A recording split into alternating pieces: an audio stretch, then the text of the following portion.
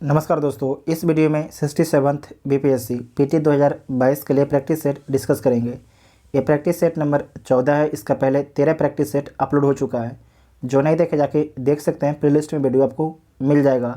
ये practice set किसका है तो एरोटेरिया का प्रैक्टिस सेट है। और इसमें कितना क्वेश्चन है तो 150 क्वेश्चन है। 150 क्वेश्चन में से आप लोग कितने क्वेश्चन सही कर पाते हैं उसके बारे में कॉमेंट बॉक्स में बताइएगा। तो आइए देखते हैं पहला क्वेश्चन। पहली बार किस आंदोलन के दौरान वंदे मातरम का व्यापक स्तर पर प्रयोग किया गया? तो पहली बार जो है वंदे मातरम का व्यापक स्तर पर प्रयोग जो है स्वदेशी आंदोलन के दौरान किया गया था। जो वंदे मातरम है इसकी रचना किसके द्वारा किया गया है तो बंकिम चंद्र चटर्जी के द्वारा। बंकिम चंद्र चटर्जी के द्वारा जो है वंदे मातरम की रचना किया गया था। और कब किया गया था? 1876 में किया गया था। दादा भाई नौरोजी द्वारा लंदन में किस संस्था की स्थापना की गई? तो दादा भाई नौरोजी के द्वारा जो है लंदन में द ईस्ट इंडिया एसोसिएशन की स्थापना किया गया। और कब किया गया? 1866 में किया गया। साथ ही आपको याद रखना है कि जो दादा भाई नौरोजी हैं 1892 में लिबरल पार्टी के उम्मीदवार के रूप में ब्रिटिश हाउस ऑफ कॉमन्स का चुनाव जीतते हैं। दादा भाई नौरोजी के द्वारा ही धन की निकासी का सिद्धांत दिया गया था। धन की निकासी का सिद्धांत किसके द्वारा दिया गया था? दादा भाई नौरोजी के द्वारा दिया गया था। सर विलियम जोन्स ने निम्नलिखित में से किस पुस्तक या ग्रंथ का अंग्रेजी में अनुवाद किया? तो अभिज्ञान शाकुंतलम का। जो अभिज्ञान शाकुंतलम बुक है इसके रचयिता कौन है तो कालिदास हैं। नेक्स्ट है कि भारत के इतिहास का पहला सुव्यवस्थित इतिहास किस विद्वान ने तैयार किया? तो भारत के इतिहास का पहला सुव्यवस्थित इतिहास जो है विसेंट आर्थर स्मिथ ने तैयार किया है। विसेंट आर्थर स्मिथ ने तैयार किया है। वाराणसी में प्रथम संस्कृत कॉलेज की स्थापना किसने की? वाराणसी में जो है प्रथम संस्कृत कॉलेज की स्थापना किसके द्वारा किया गया है तो जोनाथन डंकन के द्वारा किया गया है। और कब किया गया तो 1791 में किया गया। और किस लिए किया गया तो हिंदू कानून और दर्शन के अध्ययन करने के लिए, क्योंकि उसमें भारत पर शासन करना था। नेक्स्ट है कि अखिल भारतीय अनुसूचित जाति महासंघ की स्थापना किसके द्वारा की गई? तो अखिल भारतीय अनुसूचित जाति महासंघ की स्थापना जो है भीमराव अंबेडकर के द्वारा किया गया। किसके द्वारा? भीमराव अंबेडकर के द्वारा किया गया है। नेक्स्ट है कि रहनुमाई मजदयासन सभा का संबंध किस धर्म में सुधार से संबंधित है? तो पारसी धर्म में सुधार से संबंधित है रहनुमाई मजदयासन सभा। नेक्स्ट है कि महाराष्ट्र के किस समाज सुधारक को लोकहितवादी उपनाम से जाना जाता है? तो गोपाल हरि देशमुख को लोकहितवादी उपनाम से जाना जाता है। यंग बंगाल आंदोलन का आरंभ किसने किया? यंग बंगाल आंदोलन का आरंभ जो है हेनरी बिबियन डिरेजियो ने किया। हेनरी बिबियन डिरेजियो के द्वारा किया गया है। नेक्स्ट है कि किस स्थल से जो है प्राग ऐतिहासिक गुफा शैल चित्र मिले हैं? तो भीमबेटका से मिला है। भीमबेटका किस राज्य में स्थित है तो मध्य प्रदेश राज्य में स्थित है। जो भीमबेटका की गुफाएं हैं उसे यूनेस्को के वर्ल्ड हेरिटेज में शामिल किया गया है। कालिदास की निम्नलिखित रचनाओं में से कौन से आपके नाटक है? ध्यान से पढ़िएगा, कौन से आपके नाटक है तो माल विकास अग्निमित्रम, अभिज्ञान शाकुंतलम, ये दो आपके नाटक है। जबकि जो ऋतु संहारम है ये क्या है तो ये आपके काव्य है। ये क्या है? काव्य है। जबकि कुमार संभवम है ये क्या है तो ये आपके महाकाव्य है। ये क्या है? महाकाव्य है। तो एक से अधिक ऑप्शन सही हो जाएगा तो ई ऑप्शन आपका ठीक हो जाएगा। नेक्स्ट है भारतीय उपमहाद्वीप में लौह का सर्वप्रथम साहित्यिक संदर्भ मिलता है तो किस में मिलता है तो यजुर्वेद में मिलता है। कहाँ पर मिलता है? यजुर्वेद में मिलता है। यजुर्वेद में जो है लोहे के लिए श्यामम अयस या कृष्ण अयस शब्द का प्रयोग किया गया है। सूची 1 को सूची 2 के साथ सम्मिलित करना है। एक साइड आपके है हड़प्पाई स्थल, दूसरा है स्थिति। तो किस राज्य में स्थित है तो जो रंगपुर है वर्तमान में किस राज्य में स्थित है तो गुजरात में स्थित है। कालीबंगा राजस्थान में सभी लोगों को पता है। राखीगढ़ी हरियाणा में है। मोहनजोदड़ो आपके कहाँ पर है? सिंध में है। तो इसे आप लोग मैच कर लीजिएगा। इसका राइट आंसर क्या हो जाएगा? बी इसका राइट आंसर हो जाएगा। नेक्स्ट है कि मगध साम्राज्य पर जो है शासन करने वाले राजवंशों को सही क्रम में आपको व्यवस्थित करना है। तो सबसे पहले जो मगध प्रशासन कौन करता है? तो हर्यक वंश करता है। उसके बाद शिशुनाग करता है, शिशुनाग के बाद आपके नंद करता है, और नंद के बाद आपके मौर्य करता है। तो बी ऑप्शन ठीक हो जाएगा। नेक्स्ट है कि दिल्ली सल्तनत में रहट किससे संबंधित शब्द है? जो रहट शब्द है किससे संबंधित आपके शब्द है? तो ये यूपीएससी का पूछा हुआ सवाल है। तो जो रहट है ये किसके लिए प्रयोग में आता है? तो इसमें आपको ध्यान रखना है सिंचाई के लिए। इसमें आपको याद रखना है कि मध्यकालीन सिंचाई व्यवस्था में जो है रहट काफ़ी आपके प्रचलन में था। इसकी सहायता से सिंचाई हेतु पानी अधिक गहराई से आपके निकाला जाता था। इसे जो रहट होता है, रहट गांव में लट्ठा सुने होंगे ना, तो लट्ठा में एक बाल्टी लगा होता है, देखिएगा, तो उसी को रहट बोला जा रहा है। तो बी इसका राइट आंसर हो जाएगा। सूची 1 को सूची 2 के साथ सम्मिलित करना है, तो सम्मिलित कर लीजिएगा। लड़ाई है और संबंधित वर्ष है, तो कौन सी लड़ाई आपके कब लड़ा गया है? पानीपत की लड़ाई कब लड़ा गया था? 1526 में लड़ा गया है। खानवा का युद्ध कब लड़ा गया है? खानवा का 1527 में। चौसा कब लड़ा गया है? 1539 में। कन्नौज की 40 में। तो इसका राइट आंसर क्या हो जाएगा? 2143। तो बी इसका राइट आंसर हो जाएगा। नेक्स्ट है कि सूची 1 को सूची 2 के साथ सम्मिलित करना है, तो सम्मिलित कर लीजिए। घटना है और वर्ष दिया गया है। रॉलेट एक्ट कब आता है? तो 1919 में आता है रॉलेट एक्ट। नमक मार्च कब किया जाता है? तो नमक मार्च जो 1930 में किया जाता है गांधी जी के द्वारा। चौरा घटना कब घटता है? 1922 में गोरखपुर में। द्वितीय गोलमेज सम्मेलन कब होता है? तो 1931 में। तो इसका राइट आंसर क्या हो जाएगा? 4-3-1-2। तो ए इसका राइट आंसर हो जाएगा। नेक्स्ट है कि निम्नलिखित में से किसको समानता पंजाब केसरी कहा जाता है? तो पंजाब केसरी इसमें से किसे बोला जाता है? तो जो पंजाब केसरी बोला जाता है, लाला लाजपत राय को बोला जाता है। पंजाब केसरी लाला लाजपत राय को बोला जाता है। ईस्ट इंडिया कंपनी के काल में प्राचीन पुस्तक मनुस्मृति का अंग्रेजी अनुवाद किस नाम से किया गया?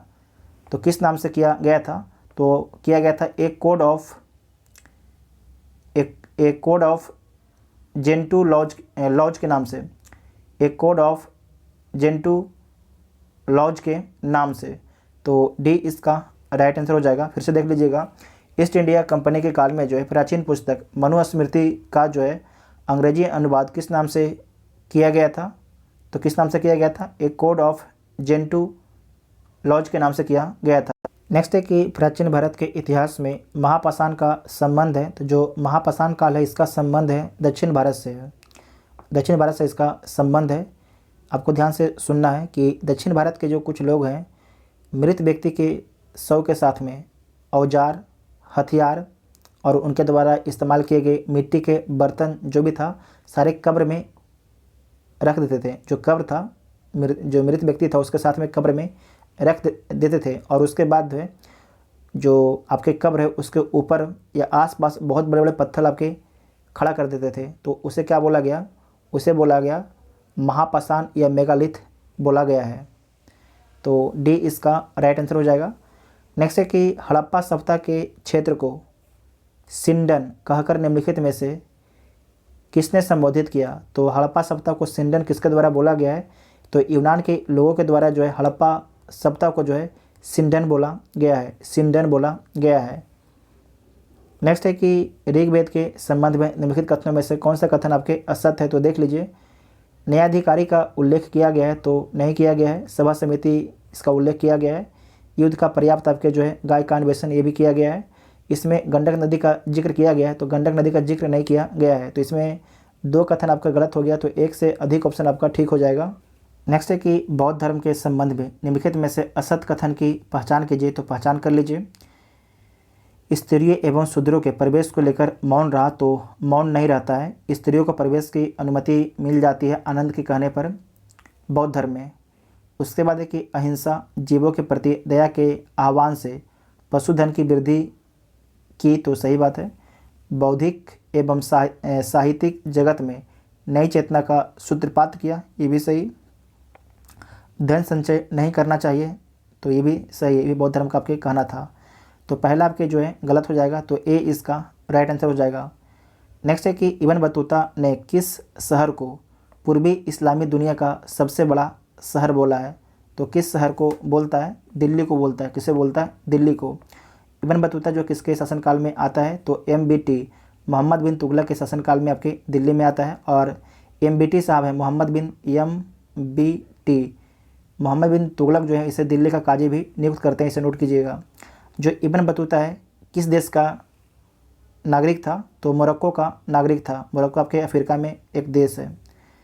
नेक्स्ट है कि आगरा के मोती मस्जिद और दिल्ली के जामा मस्जिद का निर्माण किस मुग़ल शासक के काल में हुआ? आगरा के मोती मस्जिद और दिल्ली के जामा मस्जिद का निर्माण जो है किस मुग़ल शासक के काल में हुआ है? तो शाहजहाँ के शासनकाल के दौरान किया जाता है। जो लाल किला है उसका भी निर्माण आपके शाहजहाँ के द्वारा ही करवाया जाता है। स्थापत्य कला का स्वर्ण युग बोला जाता है शाहजहाँ के शासनकाल को, और चित्रकला के स्वर्ण युग बोला जाता है जहांगीर के शासनकाल को।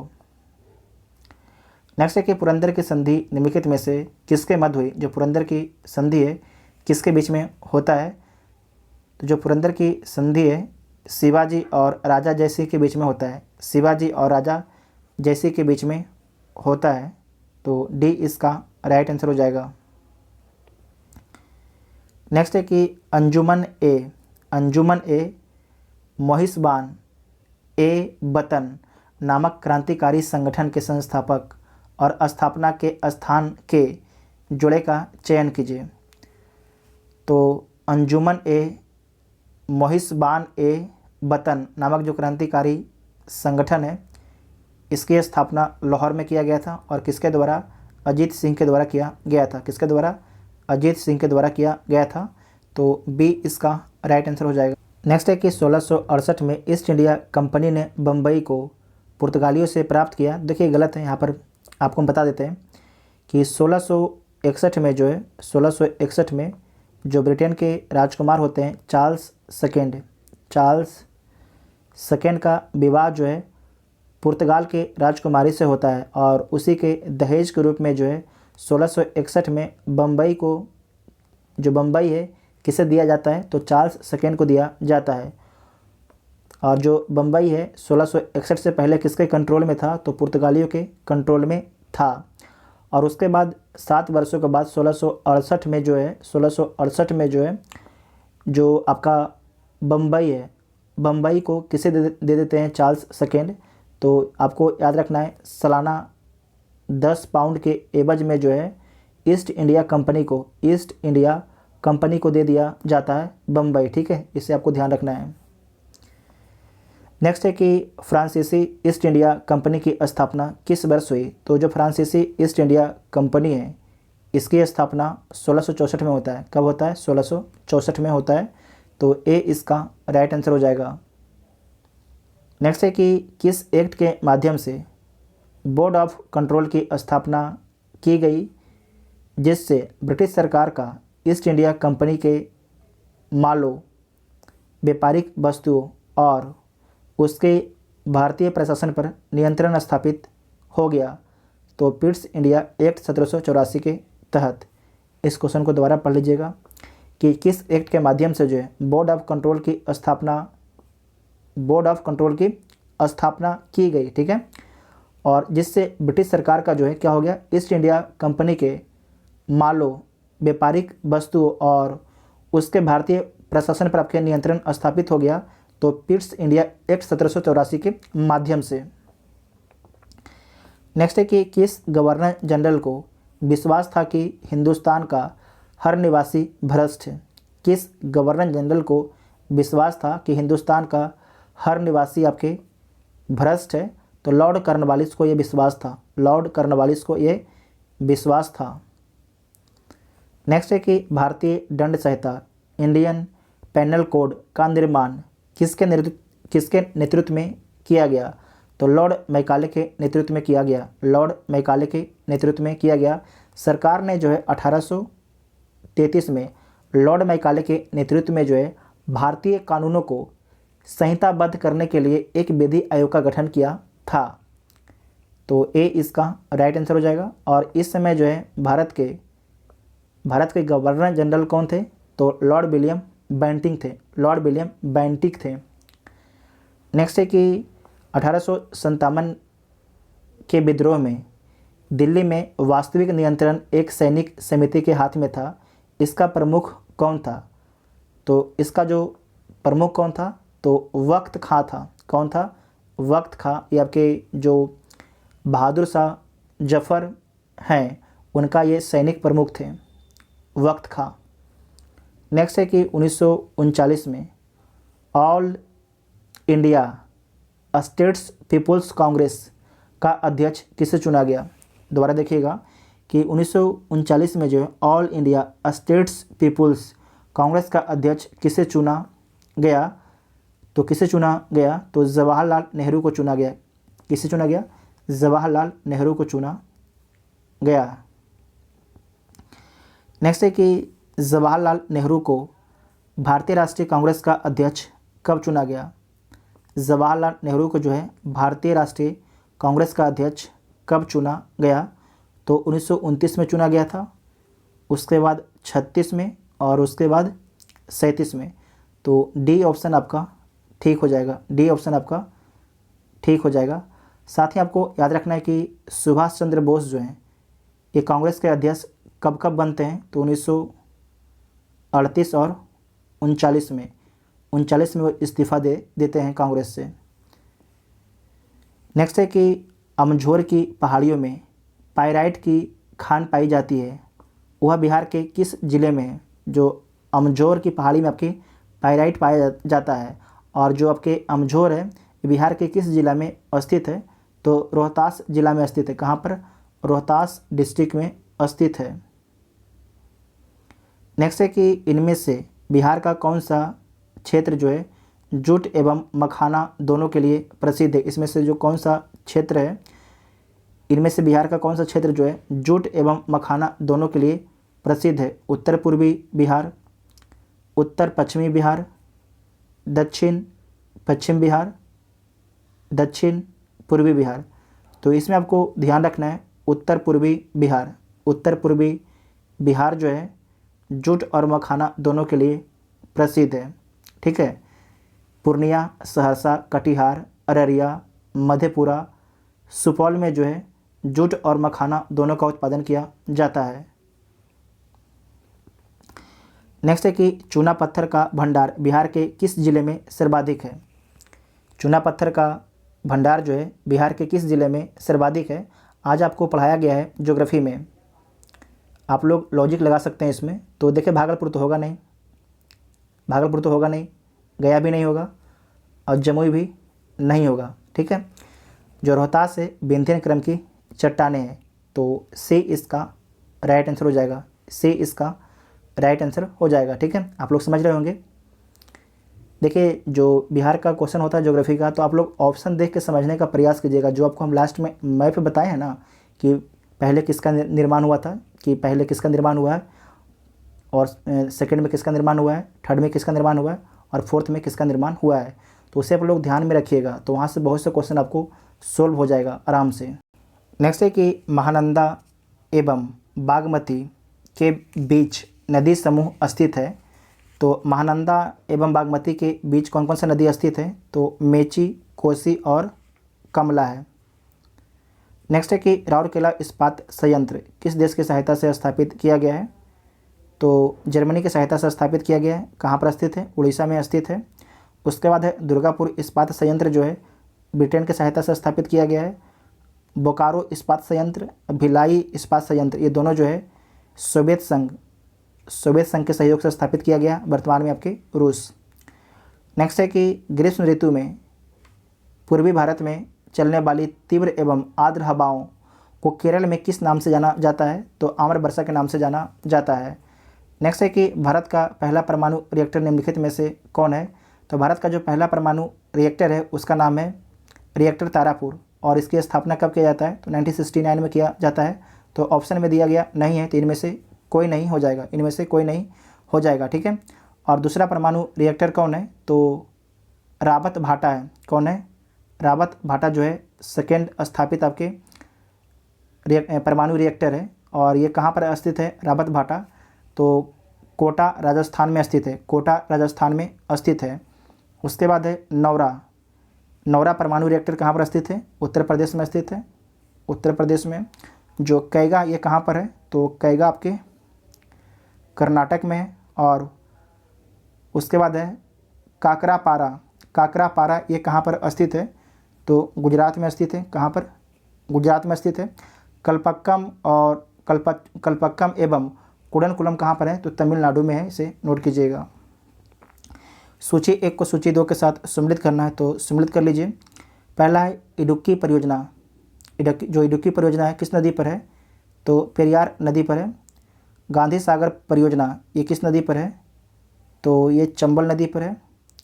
दुलहस्ती परियोजना, दुलहस्ती परियोजना जो है चिनाब नदी पर है।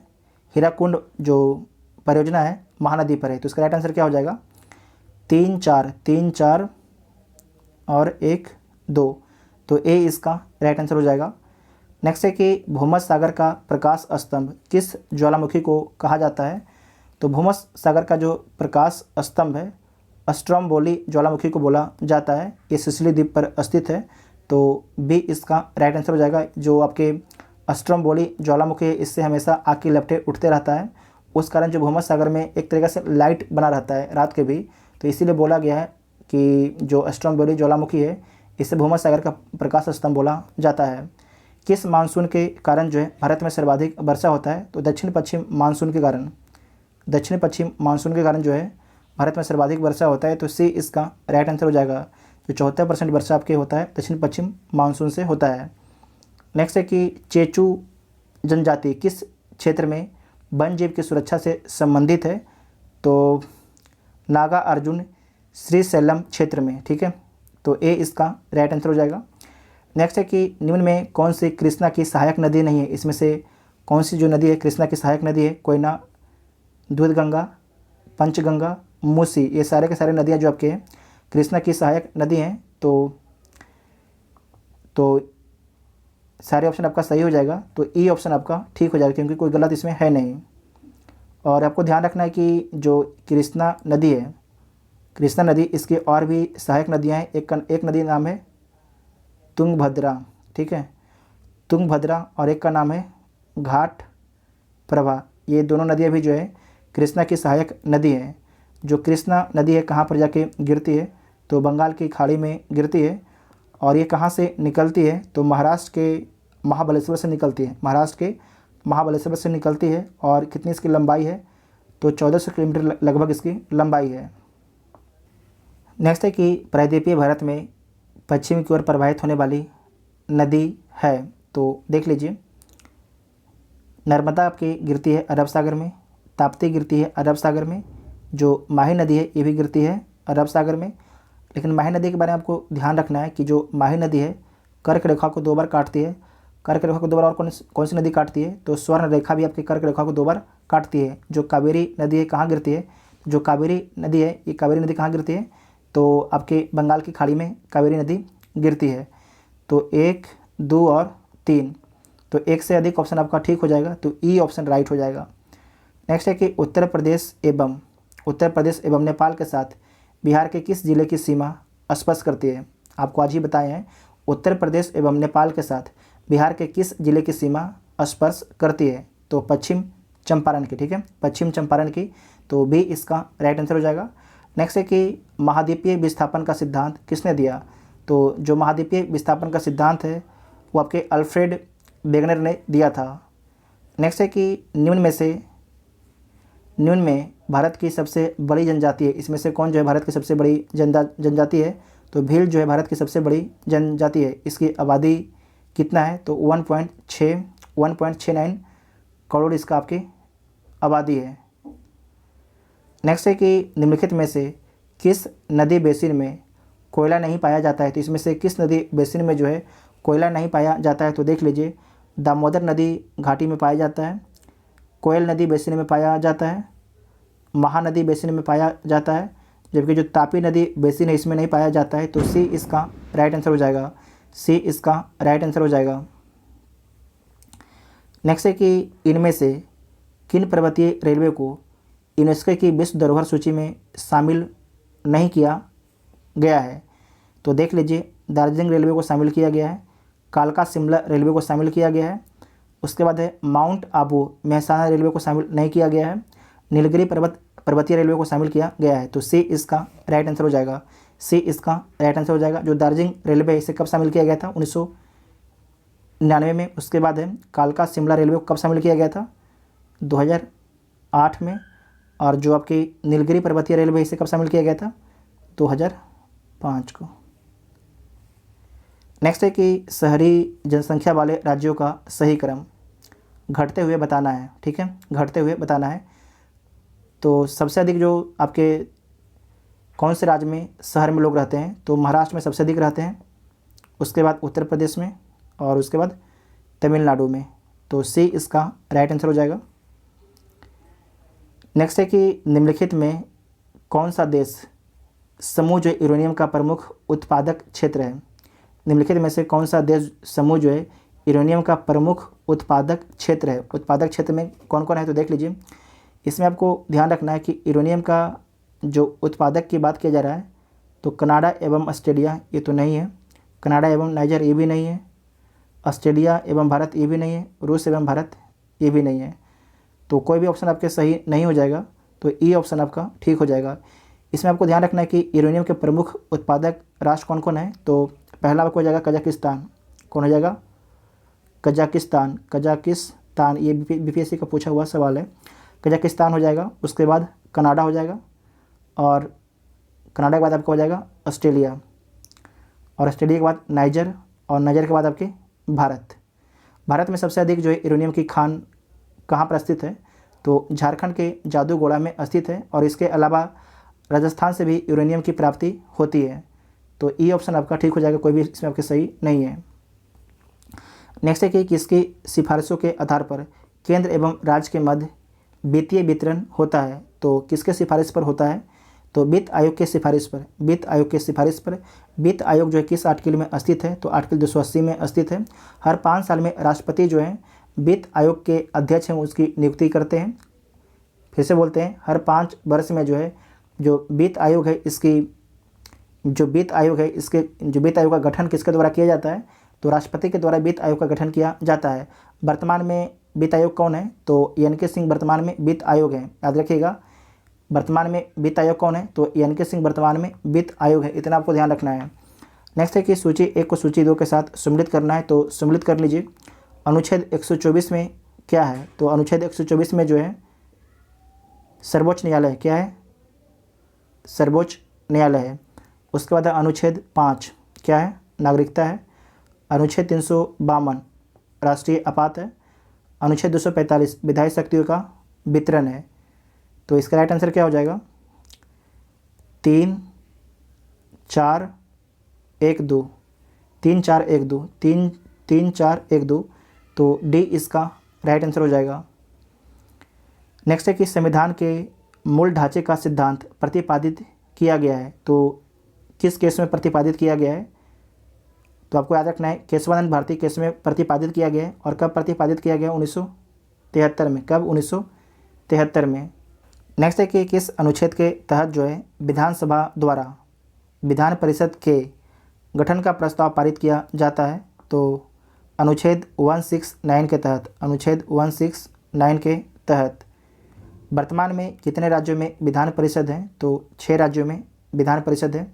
बिहार, उत्तर प्रदेश, महाराष्ट्र, कर्नाटक, तेलंगाना और आंध्र प्रदेश। किसी भौगोलिक क्षेत्र को अनुसूचित क्षेत्र घोषित करने का संवैधानिक अधिकार किसको है? किसी भौगोलिक क्षेत्र को जो है अनुसूचित क्षेत्र घोषित करने का संवैधानिक अधिकार किसे है? तो राष्ट्रपति को है। किसे? राष्ट्रपति को है। अनुच्छेद 143 राष्ट्रपति को निम्नलिखित में से किसके साथ परामर्श करने की शक्ति प्रदान करता है?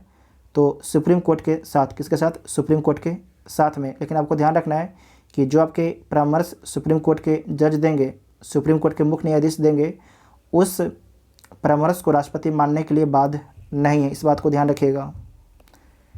नेक्स्ट है कि निम्नलिखित में से कौन सा एक लोकसभा का सर्वाधिक बड़ा निर्वाचन क्षेत्र है क्षेत्रफल के अनुसार? तो लद्दाख जो है सर्वाधिक बड़ा है। लद्दाख जो है सर्वाधिक बड़ा है, तो ए इसका राइट आंसर हो जाएगा। लद्दाख क्षेत्रफल के अनुसार भारत का सबसे बड़ा लोकसभा निर्वाचन क्षेत्र है। इसकी सीमा जो है पाकिस्तान, अफ़गानिस्तान एवं चीन से मिलती है। 31 अक्टूबर 2019 को जो है जम्मू कश्मीर के पूर्ण गठन के बाद लद्दाख को केंद्र शासित प्रदेश के रूप में आधिकारिक रूप से आपकी मान्यता दे दिया गया है। भारत में कितने केंद्र शासित प्रदेश हैं? तो 8 और 28 राज्य हैं। नेक्स्ट है कि लोक निधि का अभिभावक किसे कहा जाता है? तो जो लोक निधि है उसके अभिभावक किसे बोला जाता है? तो नियंत्रक एवं महालेखा परीक्षक को बोला जाता है। नियंत्रक एवं महालेखा परीक्षक को बोला जाता है।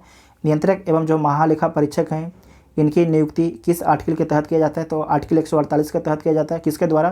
तो राष्ट्रपति के द्वारा किया जाता है।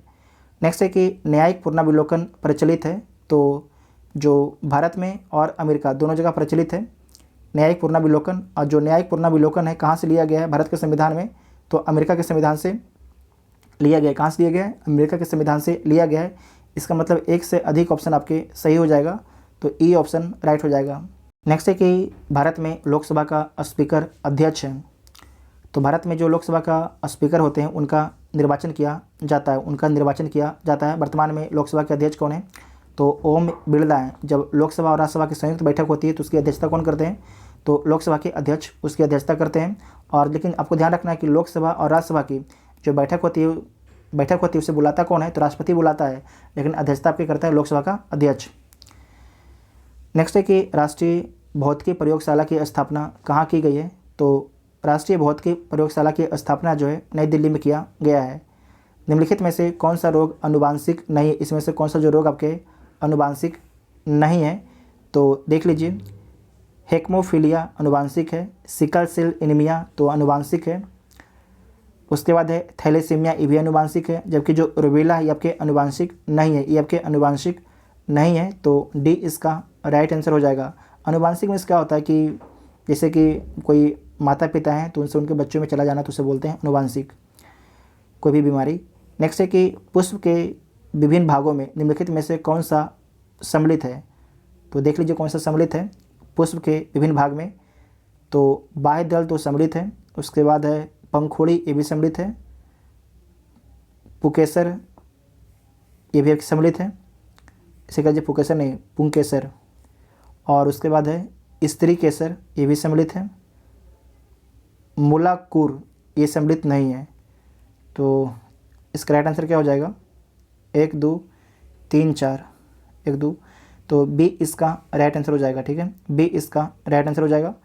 नेक्स्ट है कि विल्सन रोग किसके कारण होता है? तो जो विल्सन रोग है ये तांबा के कारण होता है। किसके कारण होता है? तो तांबा के कारण होता है, तो ऑप्शन में नहीं है, तो इनमें से कोई नहीं हो जाएगा। ठीक है, विल्सन रोग जो है तांबा के कारण होता है।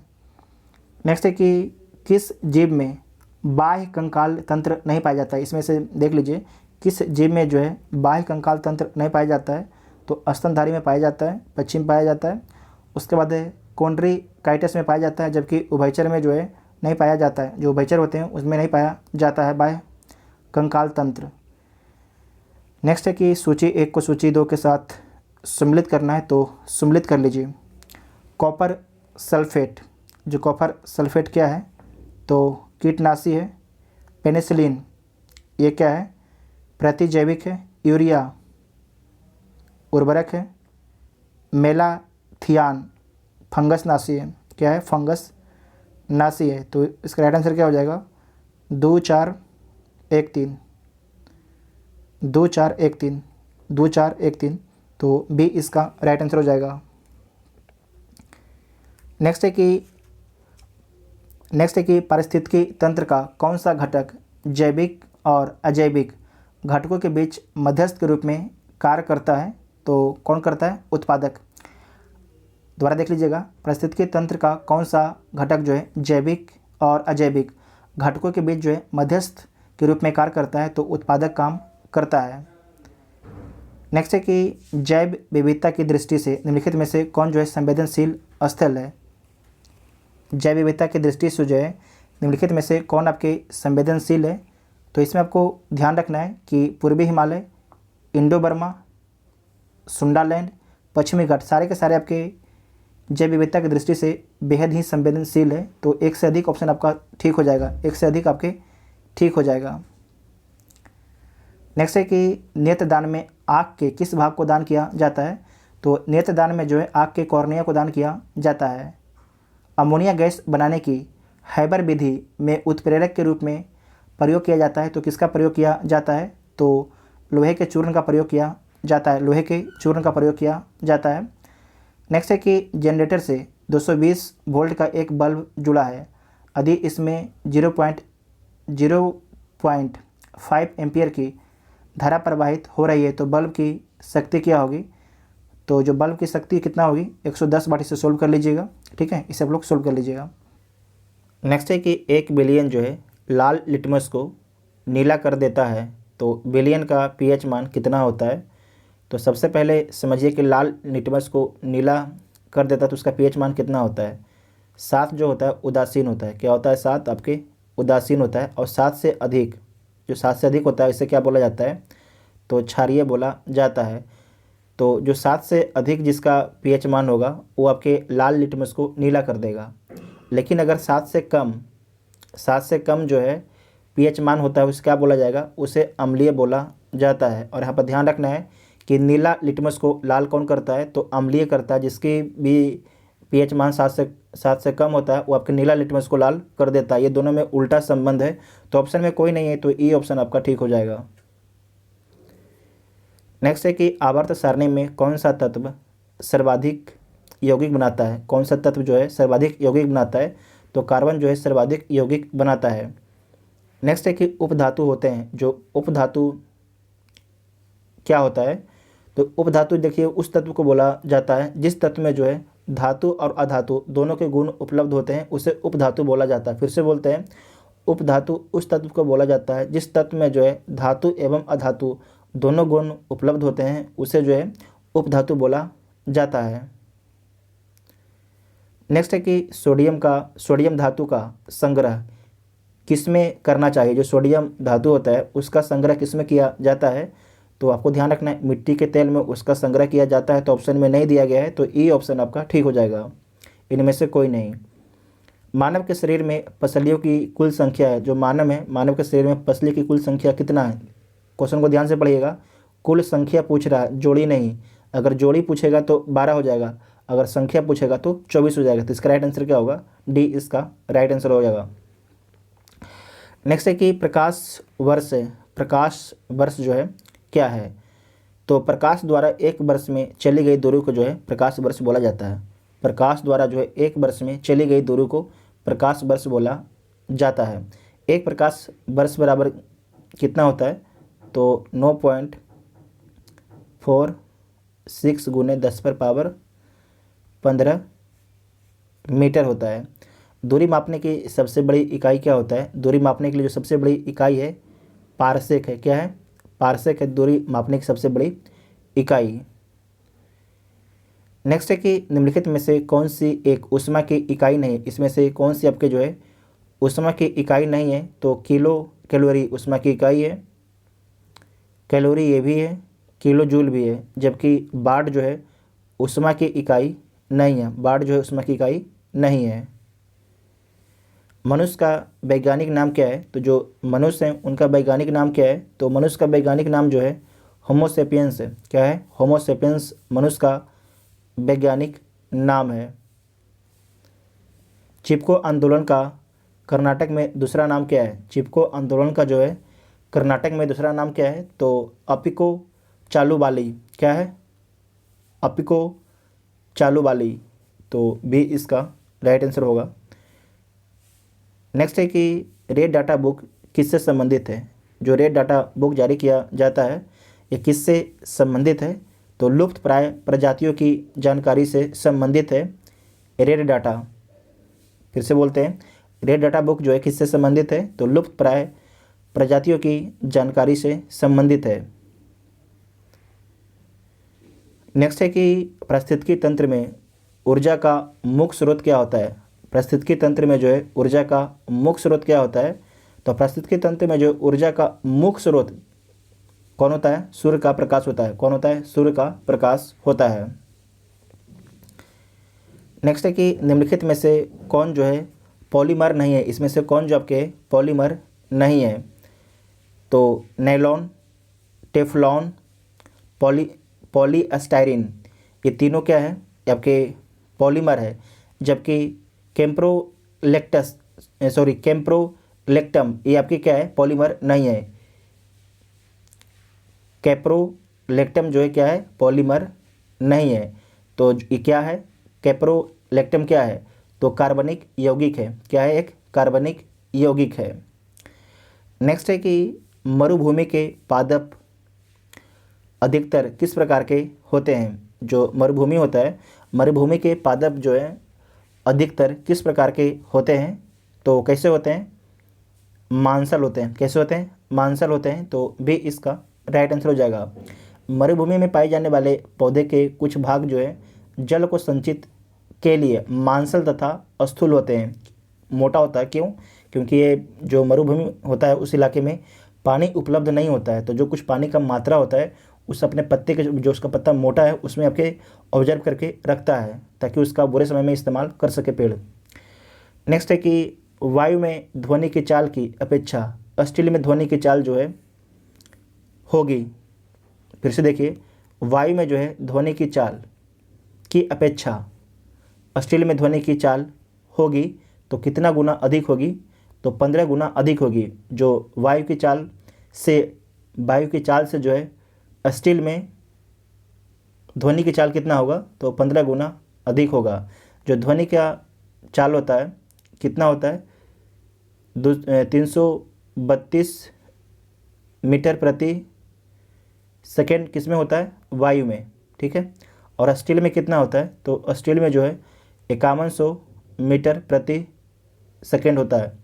वायु में कितना होता है, 332 मीटर प्रति सेकेंड होता है वायु में, जबकि स्टील में जो है 5100 मीटर प्रति सेकेंड होता है। तो जो ध्वनि की चाल किसमें अधिक है, तो स्टील में है और 15 गुना ध्वनि से अधिक है। नेक्स्ट है कि अर्धचालक की चालकता परम शून्य ताप पर अधिकतम कितनी होगी, तो अधिकतम आपके शून्य होगी। अर्धचालक की चालकता जो है परम शून्य ताप पर अधिकतम कितनी होगी, तो शून्य होगा। नेक्स्ट है कि OMR का तात्पर्य क्या है, तो ऑप्टिकल मार्क रीडर है। ऑप्टिकल मार्क रीडर है। नेक्स्ट है कि यांत्रिक ऊर्जा का संबंध वस्तु के गति और स्थिति से है। गति और वस्तु के स्थिति से है। नेक्स्ट है कि जब दो व्यक्ति में साधारण बातचीत करते हैं तब कितने डेसिबल ध्वनि उत्पन्न होती है, तो ध्वनि को जो डेसिबल में मापा जाता है, तो जब दो साधारण व्यक्ति बातचीत करते हैं तो कितना डेसिबल आपके ध्वनि उत्पन्न होता है, तो 30 से 60 डेसिबल उत्पन्न होता है। आवर्त सारणी में बाईं से दाईं ओर जाने पर जो है प्रवृत्तियों के बारे में कौन सा कथन आपके असत्य है, तो देख लीजिए। तत्वों की धात्विक प्रकृति घटती है, तो ये तो सही है। उसके बाद है संयोजकता, इलेक्ट्रॉनों की संख्या बढ़ जाती है, तो ये भी सही है। परमाणु आसानी से इलेक्ट्रॉन का त्याग करते हैं, तो परमाणु जो है आसानी से इलेक्ट्रॉन का त्याग नहीं करते हैं, जबकि यहाँ पर क्या होता है, इलेक्ट्रॉन बढ़ जाता है, तो ये गलत हो जाएगा। और उसके बाद है कि इनके ऑक्साइड अधिक अम्लीय हो जाते हैं, तो ये सही है, तो सी आपकी गलत हो जाएगा। नेक्स्ट है कि योजना में जो है कोर सेक्टर का अभिप्राय है। योजना में कोर सेक्टर का अभिप्राय क्या है, तो चयनित आधारभूत उद्योग से है। क्या है, चयनित आधारभूत उद्योग से है। कोर सेक्टर का अभिप्राय ऐसे उद्योग से है जो अन्य उद्योग को गति प्रदान करते हैं तथा आर्थिक विकास में जो है विशेष महत्व रखते हैं और कोर सेक्टर की श्रेणी में आपके 8, नोट कीजिएगा, 8 जो है आधारभूत उद्योग आते हैं। कौन कौन है इसे नोट कीजिएगा। पहला आपका है इस्पात, दूसरा है सीमेंट, तीसरा है उर्वरक, चौथा खनिज, पाँचवा जो चौथा था खनिज तेल, इसे कीजिएगा खनिज तेल, और जो पाँचवा है कोयला है, छठा प्राकृतिक गैस, सातवां रिफाइनरी, आठवां विद्युत। फिर से बोल देते हैं, पहला क्या है, पहला इस्पात है, दूसरा सीमेंट है, तीसरा उर्वरक है, चौथा खनिज तेल है, पाँचवा कोयला है, छठा प्राकृतिक गैस है, सातवां रिफाइनरी है, आठवां विद्युत है। इसे नोट कीजिएगा, वेरी वेरी इंपॉर्टेंट है। नेक्स्ट है कि निम्नलिखित योजनाओं और कार्यक्रमों का मेल करना है तो मेल कर लीजिए। प्रथम योजना जो है सामुदायिक विकास पर जोर दिया गया था। द्वितीय जो पंचवर्षीय योजना था उस पर जो है तीव्र औद्योगिकरण पर ध्यान दिया गया था द्वितीय पंचवर्षीय योजना में। और उसके बाद है तृतीय पंचवर्षीय योजना, इसमें जो है आधारभूत उद्योग पर बल दिया गया था। चतुर्थ योजना, इसमें जो है न्यूनतम आवश्यकता कार्यक्रम चलाया गया था। अब पाँचवा में क्या है, तो स्वावलंबन एवं स्थिरता। तो इसका राइट आंसर क्या हो जाएगा, 2, 1, 3, 4, 5। तो 2, 1 इसमें देखिए, 2, 1, 3, 4, 5, तो सी इसका राइट आंसर हो जाएगा।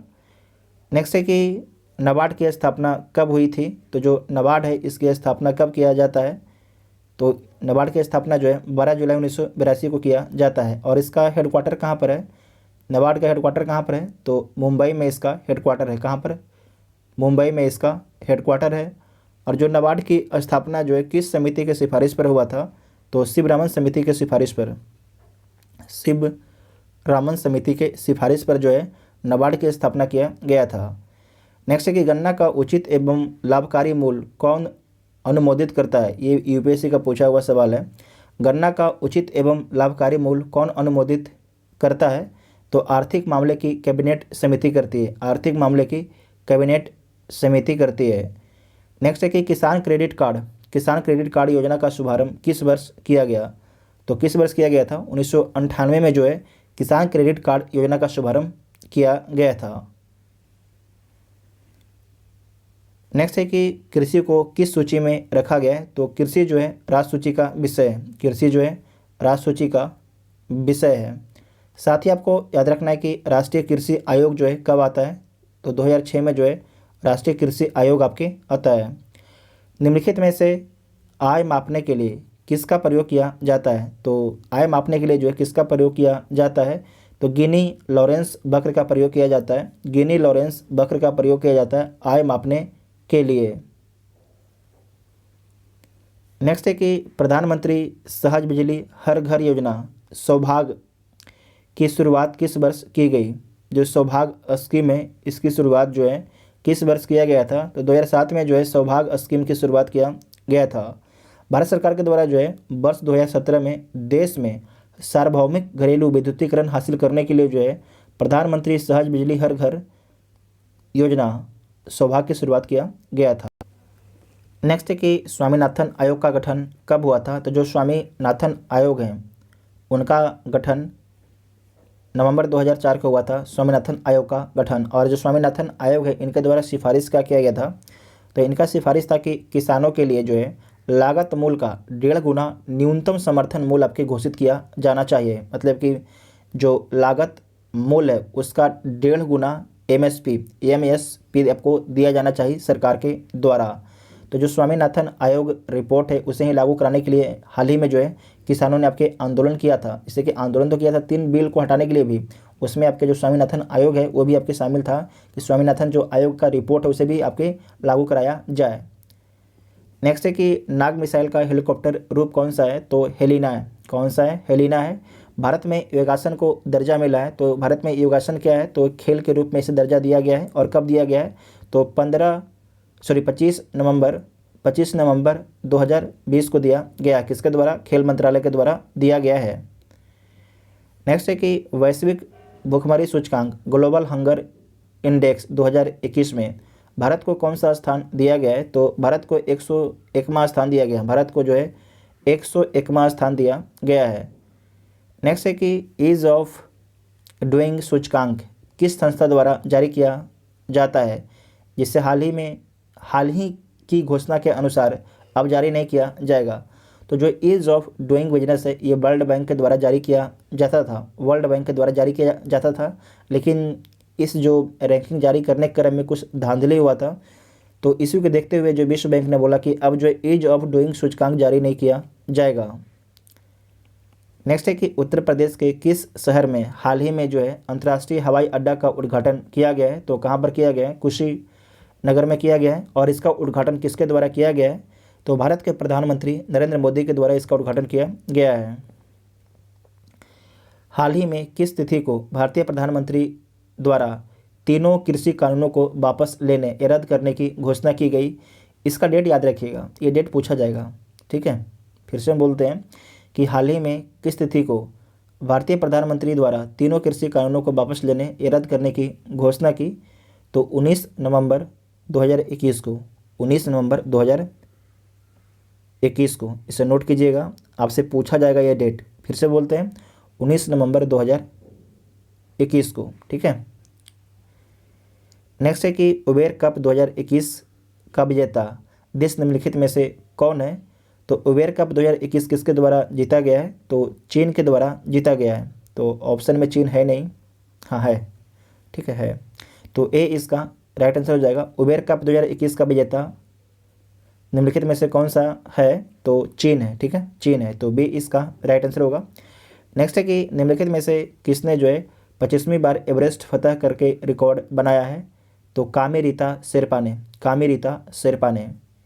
भारत के पहले कृषि निर्यात सुविधा केंद्र के संदर्भ में निम्नलिखित कथनों पर विचार कर सही कथन का चुनाव करना है। तो सही कथन का चुनाव कर लीजिए। पुणे में पहला कृषि निर्यात सुविधा केंद्र लॉन्च किया गया है। तो एकदम सही बात है। यह केंद्र जो है महाराष्ट्र के कृषि और खाद्य निर्यात को बढ़ावा देने में सहायता करेगा, ये भी सही है। यह केंद्र एक नॉलेज बैंक भी विकसित करेगा, ये भी ठीक है। कृषि निर्यात संबंधी जागरूकता बढ़ाएगा, ये भी सही है। तो सारे के सारे कथन आपके सही है। तो उपरोक्त में से एक से अधिक ऑप्शन सही हो गया, तो ई ऑप्शन ठीक हो जाएगा। नेक्स्ट है कि किस भारतीय कंपनी ने अमेरिका की ऑक्सी लो कार्बन वेंचर से कार्बन न्यूट्रल ऑयल की विश्व की पहली खेप प्राप्त की है?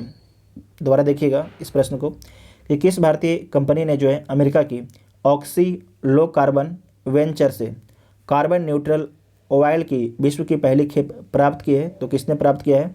रिलायंस इंडस्ट्री लिमिटेड ने। रिलायंस इंडस्ट्री लिमिटेड ने। नेक्स्ट है कि कौन सा सोशल मीडिया टूल किट प्रकरण से संबंधित होने एवं दिल्ली पुलिस कार्रवाई के कारण मई 2021 में चर्चा में रहा है? तो कौन रहा है? ट्विटर। कौन रहा है? ट्विटर जो है सोशल मीडिया टूल किट प्रकरण से संबंधित होने एवं दिल्ली पुलिस कार्रवाई के कारण मई 2021 में आपके चर्चित रहा है। तो कौन रहा है? ट्विटर रहा है। टूल किट क्या होता है? तो देखिए सेम ही चीज़ को जो जैसे कि अगर लिखा हुआ है राम आम खाता है, तो राम आम खाता है करके मान लीजिए कि 20,000 लोगों को ये भेज दिया गया कि आपको इस समय पर जो है मान लीजिए 12 बजे जो है आप सभी लोगों को राम आम खाता है लिख के आपको ट्वीट करना है। इसका मतलब जो राम आम खाता है ये क्या करने लगेगा? ट्रेंड करने लगेगा। नेक्स्ट है कि किस पेंटर की पेंटिंग जो है women sitting near a window New York में एक नीलामी में जो है 103.4 मिलियन डॉलर में बिका है? तो किसकी पेंटिंग बिका है? तो पाब्लो पिकासो का पेंटिंग बिका है 103.4 मिलियन डॉलर में। इसे खरीदा किसके द्वारा गया था? तो क्रिस्टी फर्म के द्वारा खरीदा गया है। किसके द्वारा? क्रिस्टी फर्म के द्वारा इसे खरीदा गया है। नेक्स्ट है कि किस अफ्रीकन राष्ट्र में मई 2021 में ज्वालामुखी सक्रिय होने के कारण लगभग जो है 8,000 व्यक्ति विस्थापित हुए हैं? तो कांगो गणराज्य में। अंतर्राष्ट्रीय सौर गठबंधन के संदर्भ में निम्नलिखित कथनों में से कौन से कथन आपके असत्य हैं? तो इस क्वेश्चन को आप लोग सोल्व कीजिएगा, इस कथन को जो है आप लोग सोल्व कीजिएगा। नेक्स्ट है कि 2020-21 के दौरान किस क्षेत्र में भारत में विदेशी प्रत्यक्ष निवेश का अंतर प्रवाह सर्वोच्च रहा? तो कंप्यूटर सॉफ्टवेयर एवं हार्डवेयर में, कंप्यूटर सॉफ्टवेयर एवं हार्डवेयर में। नेक्स्ट है कि भारतीय रिजर्व बैंक की वर्ष 2020-21 की वार्षिक रिपोर्ट के अनुसार देश में चलन में करेंसी नोटों में किस राशि के नोटों सर्वाधिक है? अच्छा प्रश्न है कि भारतीय रिजर्व बैंक की वर्ष 2020-21 के वार्षिक रिपोर्ट के अनुसार देश में चलन में जो है करेंसी नोटों में किस राशि के नोट जो है सर्वाधिक मार्केट में है? तो 500 का नोट जो है सर्वाधिक मार्केट में है। नेक्स्ट है कि एमएसएमई क्षेत्र की नई परिभाषाओं के अनुसार जो है सूक्ष्म श्रेणी उपक्रम उसे माना जाता है जिसमें प्लांट एवं मशीनरी में निवेश है। तो कितना निवेश है? तो 1 करोड़ से कम है और इसका जो टर्नओवर है 5 करोड़ से कम है। एमएसएमई का फुल फॉर्म क्या होता है? माइक्रो स्मॉल मीडियम इंटरप्राइजेज इसका फुल फॉर्म होता है। इसमें स्मॉल मतलब कि लघु उद्योग किसे बोला जाता है? तो जिसमें निवेश 10 करोड़ से कम हो और इसका टर्नओवर आपके 50 करोड़ तक होना चाहिए। और मीडियम मतलब कि मध्यम उद्योग किसे बोला जाता है? तो जिस भी उद्योग में निवेश आपके 50 करोड़ से कम होना चाहिए, ठीक है, 50 करोड़ से कम होना चाहिए, और जो 10 करोड़ से ऊपर और 50 करोड़ से आपके कम होना चाहिए, और इसका जो टर्नओवर है आपके 250 करोड़ तक होना चाहिए, तो उसे क्या बोला जाएगा? उसे मध्यम उद्योग बोला जाएगा। नेक्स्ट है कि प्रधानमंत्री स्ट्रीट वेंडर्स आत्मनिर्भर निधि निम्नलिखित में से किसके द्वारा चलाई जा रही है? तो किसके द्वारा चलाया जा रहा है? तो आवास एवं शहरी मामले के मंत्रालय के द्वारा चलाया जा रहा है, ठीक है, आवास एवं शहरी मंत्रालय के द्वारा चलाया जा रहा है। नेक्स्ट है कि विश्व बैंक की मई 2021 के एक रिपोर्ट के अनुसार विदेशों से संप्रेषित धन की प्राप्तियों में किस देश को पहला स्थान प्राप्त हुआ है? तो जो भी आपके विदेश से रेमिटेंस आता है उसमें सबसे अधिक रेमिटेंस किस देश को मिलता है? तो सबसे अधिक जो रेमिटेंस है अपना देश भारत को मिलता है, अपना देश भारत को मिलता है। तो डी इसका राइट आंसर हो जाएगा। और सेकंड स्थान पर कौन है? तो सेकंड स्थान पर आपके चाइना है। भारत को कितना मिलता है? तो 83.1 अरब डॉलर, 83.1 अरब डॉलर मिलता है। जबकि चीन को कितना मिलता है? तो चीन को मिलता है 59.5 अरब डॉलर मिलता है। नेक्स्ट है कि भारत के कृषि मंत्रालय द्वारा मई 2021 में जारी किए गए आंकड़े के अनुसार वर्ष 2020-21 में देश में खाद्यान्नों का कुल उत्पादन लगभग कितना रहा है? तो 350 मिलियन टन रहा है, 305 मिलियन टन रहा। कितना रहा? 305 मिलियन टन रहा है। तो बी इसका राइट आंसर होगा। नेक्स्ट है कि भारत में 29 जून को राष्ट्रीय सांख्यिकी दिवस घोषित किया गया है। यह दिन किसका जन्म दिवस है? ये जो दिन है किसका जन्म दिवस है? तो पीसी महालनोबिस की। किसकी है? पीसी महालनोबिस की। नेक्स्ट है कि सिंगल यूज प्लास्टिक के उत्पादन, भंडारण और इस्तेमाल पर भारत में कब से पूर्ण प्रतिबंध लागू होगा? तो 1 जुलाई 2022 से, 1 जुलाई 2022 से। नेक्स्ट है कि टोक्यो ओलंपिक 2020 में सर्वाधिक पदक किस खिलाड़ी ने प्राप्त किया है? तो सर्वाधिक जो पदक है एम्मा मैक्यून ने प्राप्त किया है, एम्मा मैक्यून ने प्राप्त किया है। इनके द्वारा 4 स्वर्ण और 3 कांस्य पदक जीता गया। टोटल आपके 7 पदक एक व्यक्ति ने जीता। और इनका संबंध किस देश से है? तो ऑस्ट्रेलिया से इनका संबंध है। और ये क्या है? तो तैराक हैं। भारत का पहला ट्रांसजेंडर कम्युनिटी डेस्क किस शहर में स्थापित किया गया है? तो भारत का पहला ट्रांसजेंडर कम्युनिटी डेस्क जो है हैदराबाद में स्थापित किया गया है। कहाँ पर? हैदराबाद में स्थापित किया गया है, तेलंगाना की राजधानी है। भारत के सबसे बड़े किडनी डायलिसिस अस्पताल का उद्घाटन किस राज्य या केंद्र शासित प्रदेश में किया गया है? तो दिल्ली में किया गया है। कहाँ पर किया गया है? दिल्ली में किया गया है। हाल ही में किस राज्य के प्रसिद्ध प्याज और बाड़ा कोलम चावल को जीआई टैग प्रदान किया गया है? तो महाराष्ट्र के जो है प्रसिद्ध सफ़ेद प्याज और बाड़ा कोलम चावल को जो है जीआई टैग प्रदान किया गया है, तो महाराष्ट्र को प्रदान किया गया, ठीक है। महाराष्ट्र को जो है सफ़ेद प्याज और बाड़ा कोलम चावल के लिए जीआई टैग प्रदान किया गया है।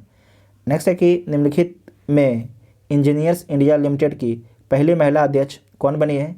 तो अच्छा सवाल है। इंजीनियर्स इंडिया लिमिटेड की पहली महिला अध्यक्ष कौन बनी है? तो वर्तिका शुक्ला बनी है, वर्तिका शुक्ला बनी है।